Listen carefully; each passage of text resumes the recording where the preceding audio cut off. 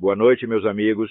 Começamos mais uma vez invocando a Santíssima Virgem Maria e o Santo Padre Pio de Petreucina para que roguem a Deus que nenhuma injustiça se cometa nesse programa.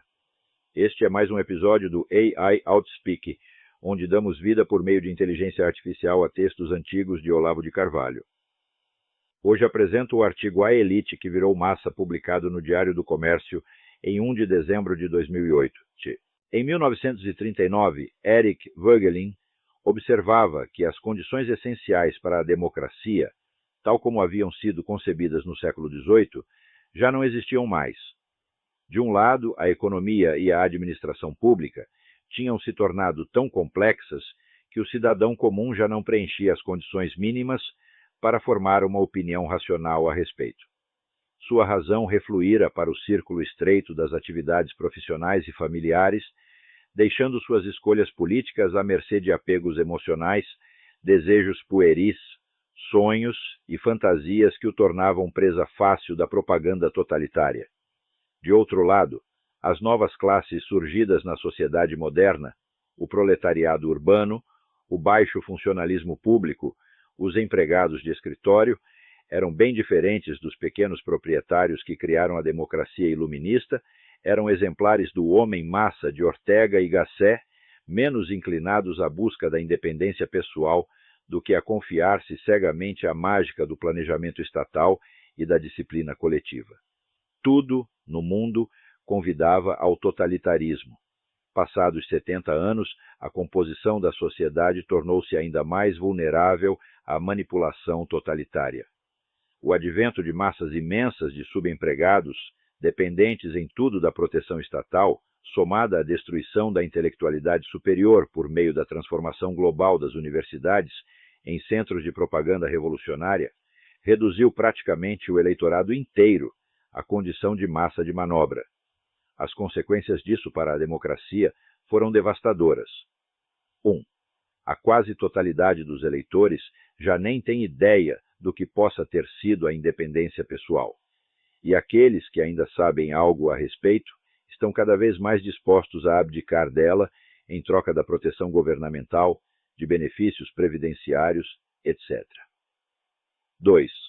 A defesa das liberdades públicas e privadas tornou-se irrelevante. A mística do planejamento apossou-se de todas as consciências ao ponto de que o que resta de debate público ser hoje nada mais que o confronto entre diferentes, e em geral não muito diferentes, planos mágicos. 3.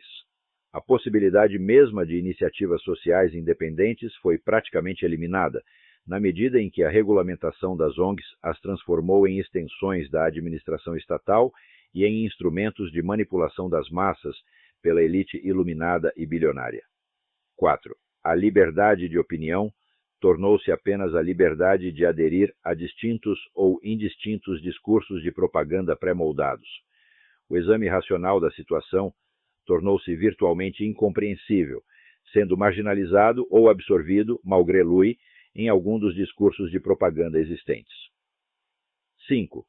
A implantação de políticas de controle totalitário da economia, da cultura, da religião, da moral, da vida privada, mostrou-se plenamente compatível com a subsistência do processo eleitoral formal, hoje tido como suficiente para conferir a uma nação o título de democracia.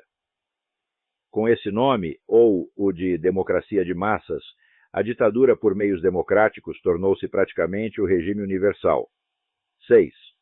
Restringir o uso da racionalidade às atividades profissionais imediatas, abandonando as escolhas políticas à mercê de sonhos e desejos irracionais, deixou de ser um hábito limitado às classes populares.